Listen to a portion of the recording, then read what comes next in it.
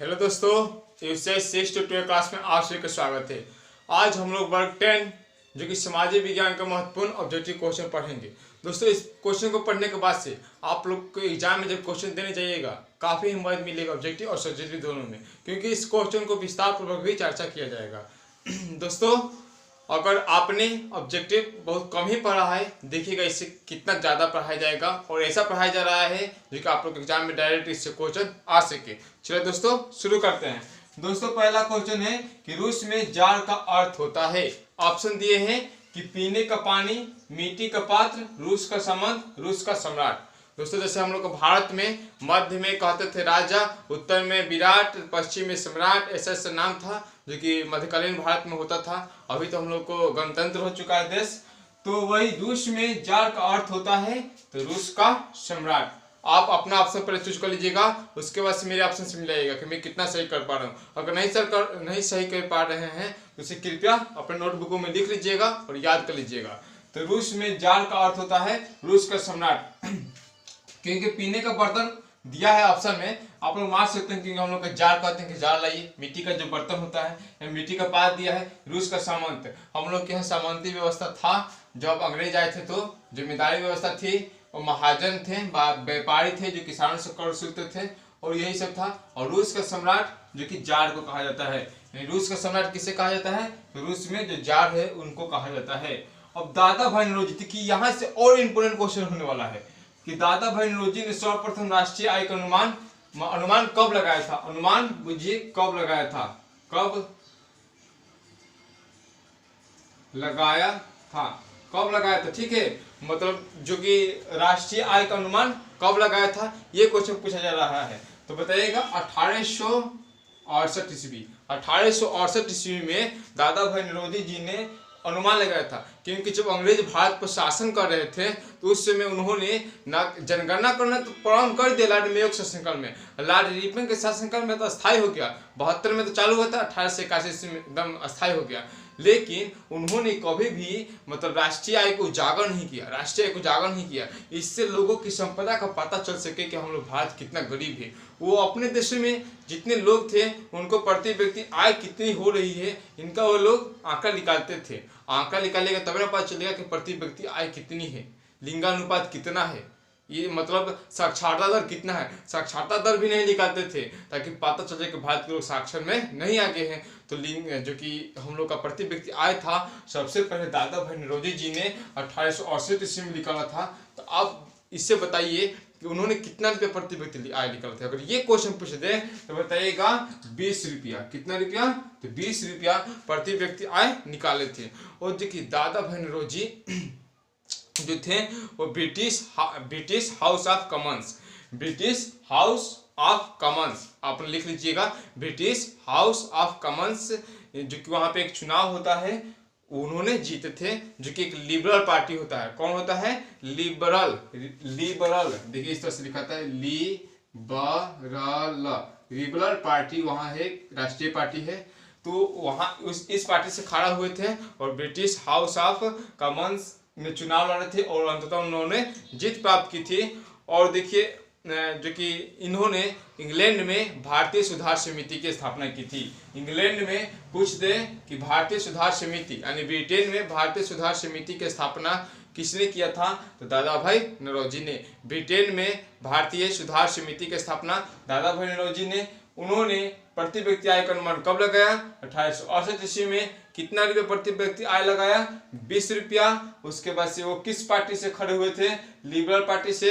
किस चुनाव में? तो ब्रिटिश हाउस ऑफ कॉमन्स चुनाव में। ठीक है दोस्तों, आशा करता हूँ कि सेकंड क्वेश्चन के जितने 5-6 क्वेश्चन हम बनाए हैं आप लोग समझ गए होंगे, अपने नोटबुक में भी इस बात को लिख लिए होंगे। चलते हैं नेक्स्ट क्वेश्चन पर। नेक्स्ट क्वेश्चन हम लोग का कि मुद्रा के कार्य है, जो हम लोग का नोट है, करेंसी है, उसका कार्य है। पहला मापन, संचय, सी नंबर भुगतान, डी नंबर इनमें से सभी। और देखिए जो दोनों में था ना, संपदा का अंदाजा न लगे, संपदा का अंदाजा न लगे, इसलिए अंग्रेजों ने कोई प्रति व्यक्ति आय नहीं निकाल रहा था। ठीक है, जो कि दादा भाई नौरोजी ने निकाले थे। और जो देखिए मुद्रा का कार्य पूछा है तो इसमें मापन, संचय, भुगतान, डी नंबर में से सभी। तो इसका आंसर होगा इनमें से सभी। यानी मुद्रा संचय भी करते हैं, इससे क्या होता है कि संपदा का अंदाजा लगता है और भुगतान भी तो करबे करते हैं, आप लोग अच्छी तरह से जानते हैं। अगर दो ऑप्शन में मिल जाए तो मुझे कि इनमें से सभी मानना है, ना तो सी और डी देना होना चाहिए। ठीक है, अब 4 नंबर क्वेश्चन कि भारत में वित्तीय वर्ष होता है, मतलब भारत का वित्तीय वर्ष होता है और हिंदी माह में शुरुआती इसी से रिलेटेड है कि हिंदी माह जो होता है वह किस महीना से शुरू होता है। जो हिंदी माह होता है हम लोग का वह किस महीना से शुरू होता है। तो इस हम लोग कहते नहीं है कि आषाढ़, सावन, भादो, इस से कहते हैं आश्विन, ये सब कहते हैं। यानी आषाढ़ से शुरू होता है, जो कि हम लोग होली मनाते हैं उसके 10 बाद जो महीना आता है। होली किस लिए मनाया जाता है? बुझिए कि हिंदी पर्व के अनुसार वो नया साल है, उसके बाद वाले दिन नया साल है। ठीक है, तो होली इसलिए मनाया जाता है, वहीं से हम लोग का शुरू हो जाता है आषाढ़। तो देखिए वित्तीय वर्ष हम 2 ऑप्शन लिए हैं, 31 मार्च 1 अप्रैल से कि 1 अप्रैल 31 मार्च तक, इसी में से मारना है आप लोगों को। इसका आंसर हो जाएगा 1 अप्रैल से 31 मार्च तक। हिंदी में बोलते हैं इसे आषाढ़, हिंदी में बोलते हैं इसे आषाढ़, हिंदी में बोलते हैं इसे आषाढ़। और इसको बोलते हैं ज्येष्ठ, इसको बोलते हैं ज्येष्ठ। ठीक है, इसको अगर उर्दू में पूछ दिया जाए, उर्दू में क्या बोलते हैं इसको? उर्दू में तो रबी उस्मानी, रबी उस्मानी। और इसको उर्दू में पूछ दिया जाए, इसको क्या बोलते हैं उर्दू में? तो अवल, इसको बोलते हैं अवल, अवल। ठीक है, ये लोग मुहर्रम बोलता है, इसे हम लोग उर्दू भाषा में जनवरी को बोला जाता है मुहर्रम, और हम लोग क्या बोला जाता है चैत। जनवरी माह को इंग्लिश में जनवरी, हिंदी में बोला जाता है चैत, और उर्दू में बोला जाता है मुहर्रम। और इसी तरह अप्रैल, अप्रैल को हम लोग हिंदी में बोलते हैं आषाढ़, और मार्च को ज्येष्ठ। उर्दू में बोला जाता है रबी उस्मानी, और मार्च को अवल। और देखिए वित्तीय जो वर्ष है ये काफी इंपॉर्टेंट क्वेश्चन है, क्योंकि यहाँ होता है 1 अप्रैल से 31 मार्च। पहले 1 अप्रैल से 31 मार्च, यानी 31 मार्च वाला लास्ट दिन होता है, और आषाढ़ से हम लोग का हिंदी महीना शुरू भी होता है, और चैत में जाकर खत्म हो जाता है। सॉरी, मार्च को हम लोग ज्येष्ठ बोलते हैं, ज्येष्ठ में जाकर हम लोग का खत्म हो जाता है। अब हम लोग चलते हैं जो कि WTO यानी world trade organisation, WTO world trade organisation यानी विश्व व्यापार संगठन की स्थापना कब हुई थी? विश्व व्यापार संगठन की स्थापना कब हुई थी पूछा गया है। इसका आंसर होता है 1995। इसका आंसर होता है 1995। याद कर लीजिएगा, इसका फुल फॉर्म भी पूछा जा सकता है कि WTO का फुल फॉर्म तो world trade organisation, world trade organisation. इसकी स्थापना 1995। इसका मुख्यालय कहाँ है? इसका पूछा जा सकता है। वर्ल्ड ट्रेड ऑर्गेनाइजेशन का मुख्यालय कहाँ है? तो जिनेवा। वर्ल्ड ट्रेड ऑर्गेनाइजेशन का मुख्यालय जिनेवा। जिनेवा किस देश में है? तो स्विट्जरलैंड। जिनेवा किस देश में है?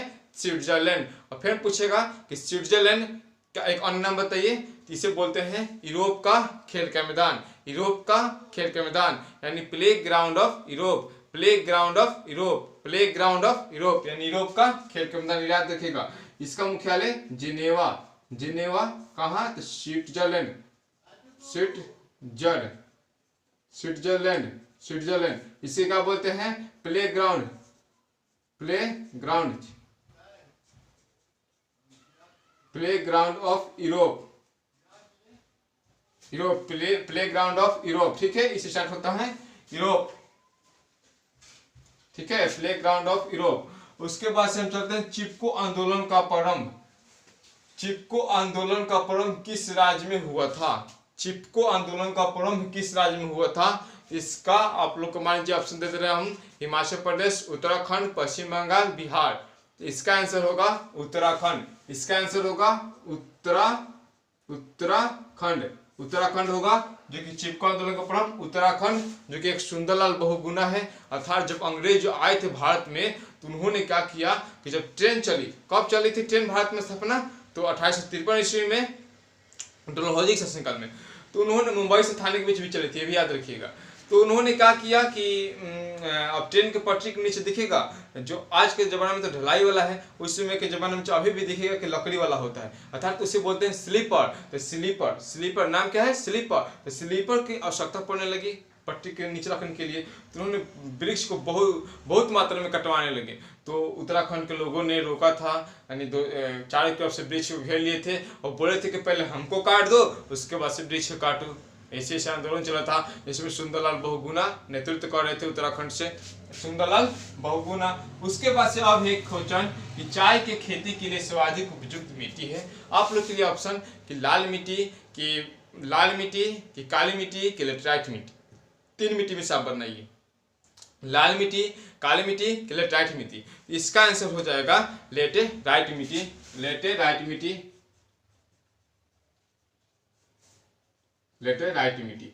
देखिए दोस्तों, जो लेटेराइट मिट्टी है, और पूछेगा कि चाय का फसल भारत में सबसे अधिक कहाँ होता है, तो असम, क्योंकि इसमें तो पानी की मात्रा सबसे ज्यादा आवश्यकता है नहीं है, लेकिन जो कि पानी है वो इसमें जड़ में नहीं लगना चाहिए, मतलब पौधे में भी नहीं लगना चाहिए। तो अब बताइए, हम लोग यहाँ होगा मैदानी इलाका में कि पानी लगो मत करे, पानी की मात्रा ज्यादा हो, तो पर्वत में इस तरह से ढाल रहता है, पानी होता है नीचे की ओर गिरता रहता है। हमेशा असम के पानी होता है, मेघालय के पानी होते करता है, इसलिए चाय की सबसे ज्यादा फसल असम में होता है, जो कि लेटराइट मिट्टी पर होता है। यह मिट्टी जो होती है सेलों के टूटे फूटे कणों से मिलकर बनी होती है। अगर काली मिट्टी पर पूछ सकता है क्वेश्चन, तो पूछ सकता है कि काली मिट्टी को अन्य किस नाम से जानते हैं, तो रेगुल मिट्टी के नाम से जानते हैं, जो कि मैदानी भाग में है। इस जलोढ़ मिट्टी वो भी होता है।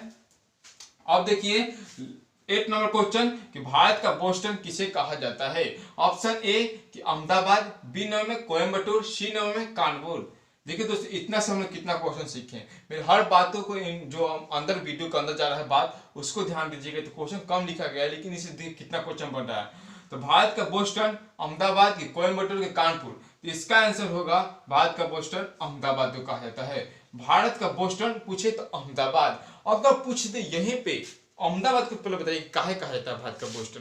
तो अहमदाबाद को भारत का बोस्टन, यहाँ पर सबसे अधिक सूती वस्त्र का निर्माण करने की कारखाना है, सूती वस्त्र का निर्माण सबसे अधिक होता है। अहमदाबाद किस राज्य में है, तो अहमदाबाद गुजरात में है। अहमदाबाद किस राज्य में है, अहमदाबाद गुजरात में, जहाँ गांधी जी का जन्म हुआ था, जहाँ चरखा बना कर साबरमती नदी किनारे और खूब क्या कर रहे थे, सूती वस्त्र के साड़ी धोती सब बना रहे थे। तो वही बुझिए, उसी से माइंड मैपिंग कीजिए कि भारत का बोस्टन अहमदाबाद को कहा जाता है, जो कि गुजरात में है। और चलते हैं कि जो कोयम्बटूर, अगर पूछ दे कि दक्षिण भारत का बोस्टन, दक्षिण भारत का मैनचेस्टर पूछ दे, मैनचेस्टर, तो बताइएगा कोयम्बटूर। उत्तर भारत का तो कानपुर, उत्तर भारत का तो कानपुर, उत्तर कानपुर। ठीक है, अब चलते हैं 9 नंबर क्वेश्चन कि भारत में खिलाफत आंदोलन कब हुआ था। तो पहले जानिए खिलाफत आंदोलन हुआ क्यों था, क्योंकि 5 नंबर एग्जाम में आ सकता है, 2 नंबर एग्जाम में आ सकता है, इसलिए सब विस्तृत जानकारी दे रहे हैं। तो खिलाफत आंदोलन देखिए, जब अंग्रेज विश्व भर में, अधिकांशतः विश्व भर में अपना साम्राज्यवाद स्थापित कर रहे थे, तो जो तुर्की एक देश है, वहाँ पर भारत में तो मुसलमानों को भी शासन किए थे, भारत लोग को भी किए थे। तो तुर्की में जो वहाँ के राजा होते थे, उन्हें बोलते थे खलीफा। क्या बोला जाता है, खलीफा, जो पोप होते थे। तो उनको भी उन लोगों ने कहा कि आप लोग शासन नहीं कीजिएगा, हम लोग करेंगे। तो वो लोग वहाँ विरोध किए थे। तो भारत के मुसलमान भी यहाँ विरोध किए थे, यहाँ पर विरोध करना शुरू कर दिए थे। वहाँ तो शुरू हो गया था बुझिए कि 1919 में, लेकिन भारत में 19 अक्टूबर 1919 ये कभी मत माना है खिलाफत आंदोलन हुआ था। 19 अक्टूबर 1919 खिलाफत दिवस मनाया गया था भारत में, ठीक है, 19 अक्टूबर 1919। लेकिन क्या हुआ, खिलाफत आंदोलन भारत में हुआ 1920 ईस्वी में, जो कि महात्मा गांधी की अध्यक्षता में हुआ, क्योंकि उन्होंने देखा कि उस समय उन्होंने एक अवसर देखा कि हिंदू मुस्लिम क्या है इस समय अभी एकता में है, कहा ना हमें खिलाफत आंदोलन चला दें। उसके बाद असहयोग आंदोलन हुए कि आप लोग जानते करते हैं। तो जो कि पूछ सकता है कि भारत में खिलाफत आंदोलन कब हुआ, तो 1920 ईस्वी। अध्यक्षता कौन थे, तो महात्मा गांधी जी अध्यक्षता थे। अब थे पूर्ण स्वराज की मांग का प्रस्ताव कांग्रेस के किस अधिवेशन। महात्मा गांधी जी ने इसके बाद से इसको देखा अवसर के रूप में, तो उन्होंने ही इसके बाद असहयोग आंदोलन चलाया था। अब 10 नंबर कि पूर्ण स्वराज की मांग का प्रस्ताव कांग्रेस के किस अधिवेशन में पारित हुआ था।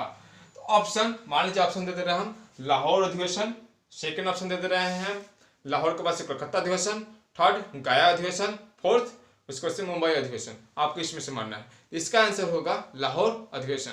लाहौर अधिवेशन में उन्होंने क्या किया था कि देखिए, लाहौर अधिवेशन में कि जब 1929, कब 1929 किस अधिवेशन में पूछा है, तो लाहौर लाहौर अधिवेशन। लाहौर अधिवेशन तो उन्होंने 1929 यानी 31 दिसंबर 1929 को 12 बजे रात्रि के दिन, 12 बजे रात्रि को, ठीक है, उन्होंने क्या किया, रावी नदी के तट पर पूर्ण स्वतंत्रता की मांग की और झंडा भी फहराया। तो वही 26 जनवरी 1930 ईस्वी को वहीं से पूर्ण स्वतंत्रता दिवस मनाया जाने लगा। तो इसी 26 जनवरी को यादगार बनाए रखने के लिए 26 जनवरी को ही हम लोग गणतंत्र दिवस मनाते हैं, क्योंकि हम लोग का संविधान जो था वो 26 नवंबर 1949 ईस्वी को बनकर तैयार हो गया था। कब बनकर तैयार हो गया था? 26 नवंबर 1949 ईस्वी को बनकर तैयार हो गया था, जो कि 9 दिसंबर से बनना शुरू हुआ था। और 26 नवंबर 1946 या 26 नवंबर 1949 ईस्वी को बनकर तैयार हो गया था। अब जो कि तैयार हो गया, लेकिन इसको स्वतंत्रता की याद रखने के लिए ही 26 जनवरी को लागू हुआ था। तो बता सकते हैं किस अधिवेशन में? तो लाहौर अधिवेशन में। देखिए इससे कितना क्वेश्चन हुआ कि कौन थे अध्यक्षता? पंडित जवाहरलाल नेहरू। कब? तो 31 दिसंबर 1929 ईस्वी को। और स्वतंत्रता दिवस कब से मनाया जाने लगा? तो 26 जनवरी 1930 को। ठीक है। अब 11 नंबर कि इंडिका पुस्तक के लेखक कौन है? तो इंडिका पुस्तक के लेखक मेगा अस्थनिज है। इंडिका पुस्तक के लेखक मेगा अस्थनिज है, जो कि मौर्य वंश में चंद्रगुप्त मौर्य के दरबार में आए थे। यह सेल्यूकस निकेटर के क्या थे? राजदूत थे। इन्हें भारतीय इतिहास के जनक के नाम से जाना जाता है। दोस्तों जितने भी विषय के जनक हैं हम अपने वीडियो में पढ़ा दिए हैं, कृपया उसे भी देख लीजिए ताकि आप लोग का नॉलेज हो जाए। और देखिए इंडिका पुस्तक के लेखक कौन है? तो मेगा अस्थनिज है। इंडिका पुस्तक के लेखक मेगा अस्थनिज है, जो कि चंद्रगुप्त मौर्य के दरबार में आए थे, सेल्यूकस निकेटर के राजदूत थे। Sanjay, last number question, Sanjay Gandhi जैविक उद्यान किस नगर में स्थित है? तो इसका आंसर हो जाएगा, ऑप्शन दिए हैं पटना, बोधगया, राजगीर, बिहारशरीफ। अपना ऑप्शन चूज कर लीजिए। इसका आंसर होगा पटना। आशा करता हूं दोस्तों आप लोगों को ये वीडियो अच्छा लगा होगा। अगर ये क्वेश्चन आप लोगों के लिए बहुत ही लाभदायक है, इसे जरूर याद कर लीजिएगा ताकि आप लोग को बोर्ड में अच्छे मार्क्स आ सके। दोस्तों इस वीडियो को अपने दोस्तों के पास ज़्यादा शेयर, सब्सक्राइब कीजिएगा। सब्सक्राइब इसलिए कीजिएगा क्योंकि बोर्ड से रिलेटेड ऐसा ही क्वेश्चन आप लोगों को मिलता रहे। धन्यवाद दोस्तों इस वीडियो को देखने के लिए।